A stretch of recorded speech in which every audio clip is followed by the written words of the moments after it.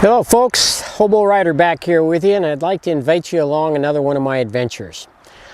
And my curiosity has been aroused of the country that I'm currently in, and the subject is hedgerows. Very, very large hedgerows.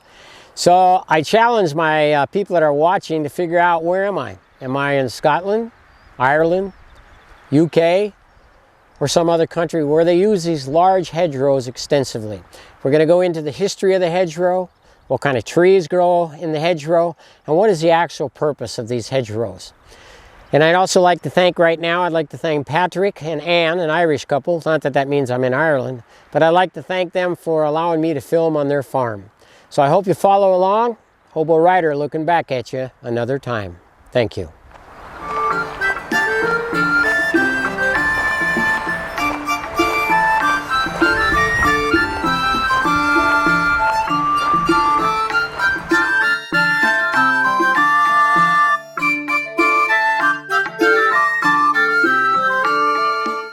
So today we're going to talk a little bit about the history of hedgerows and how far back this history actually goes. And so what we're going to do is we're going to start with UK or England first, and we'll talk about their history and what is currently happening with hedgerows there.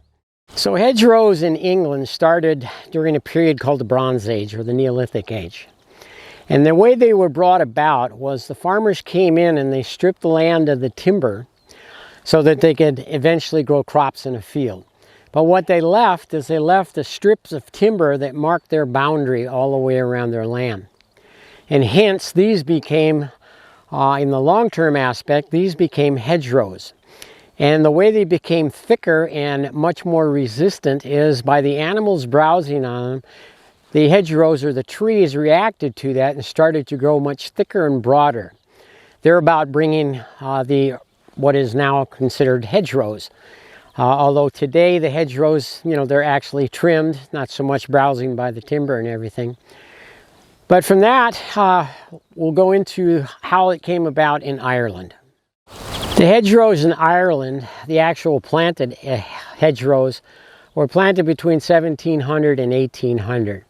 There was another area, they would call it the prehistoric area, to the 1700s, whereby some of these trees actually grew along the banks that people built to identify their property lines on their land, and in some way became the first hedgerows. So that's just a little bit of brief history of how far back a lot of these hedgerows go within Ireland, within England, as well as Scotland. And then we're going to talk about what the actual reason is for these hedgerows. Why do the farmers grow these hedgerows, and what is the actual purpose, as well as how do they manicure them? How do they keep them to the point where they are today? So we'll dive into that a little bit here as well.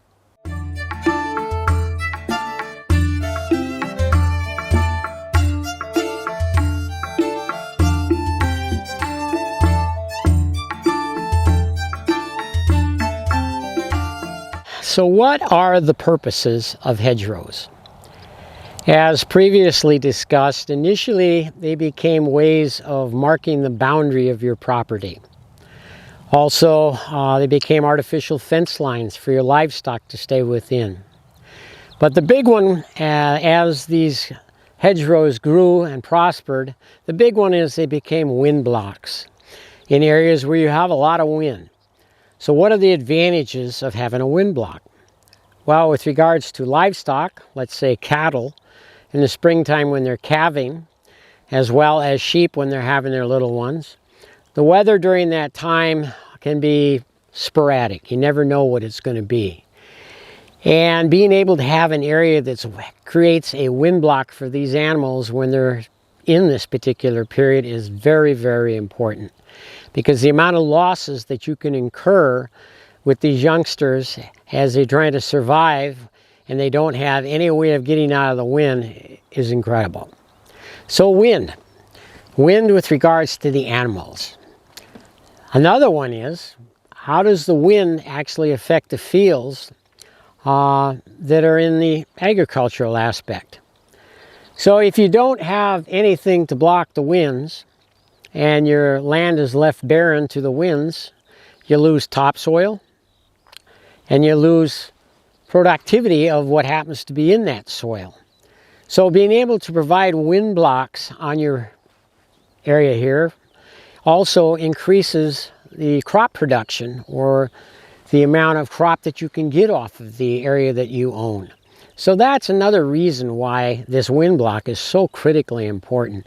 It actually saves topsoil, thereby increasing productivity of your land. So you're protecting your animals, you're protecting your productivity of your land, and there's a couple other ones as well, which we'll talk about here in a minute.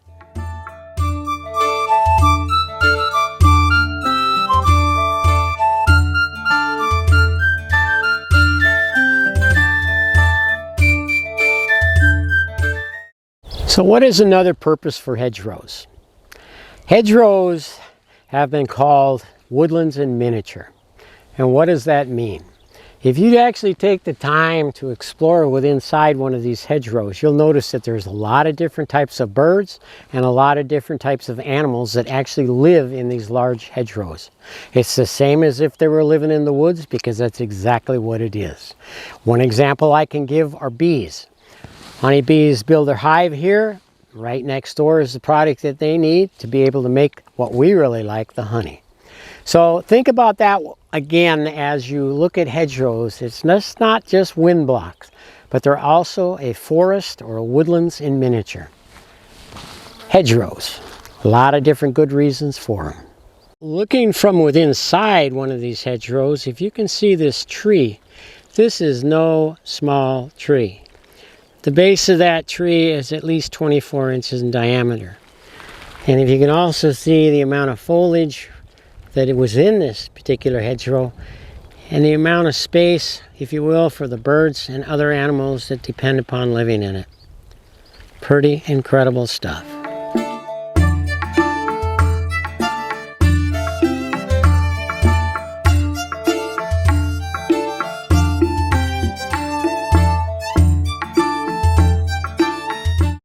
Let's spend a little bit of time and talk about the destruction of these hedgerows, in particular in England. During the Napoleonic Wars, the hedgerows were destroyed, and then World War II came along, and needless to say, a lot of hedgerows were destroyed. But one of the issues that's taking place today is, given the fact that the machinery that's used is much larger than it was in the past, and there's much more pressure on productivity. So what's happening is the hedgerows are, some countries, UK as an example, are going away. And the landscape is turning more into an agricultural prairie style than you would see with the hedgerows.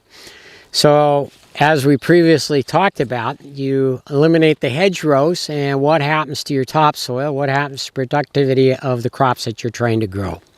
So it's a vicious cycle, if you will, by getting rid of these hedgerows. So think about that a little bit, because the hedgerows provide an incredible, as we already talked about, a lot of really incredible advantages to have them. So hopefully more and more of these hedgerows won't go away, as well as the culture and lifestyle that they provide. So think about that, folks. When next time you see a large hedgerow, whether you're in England, Ireland, Scotland, or any other country that uses these large hedgerows to their advantage, because it is an advantage to have these hedgerows. Thanks, folks.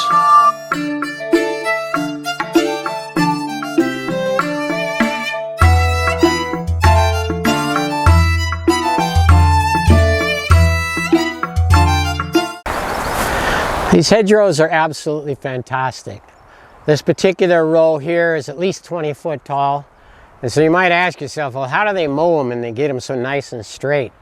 And what they have is they have these specially designed tractors that have these big long cutter bars that are capable of going vertical. And then when they get to the top, they can actually flip over and do the top and create a nice square hedgerow for the entire length of what it needs to be.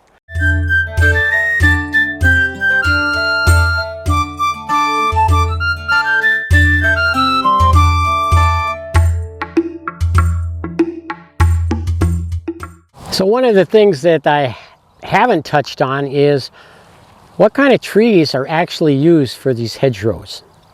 Well, what I'm going to do is I'm going to provide a list that you can read. Very simply because I can't pronounce half of these names of these trees that are within these hedgerows.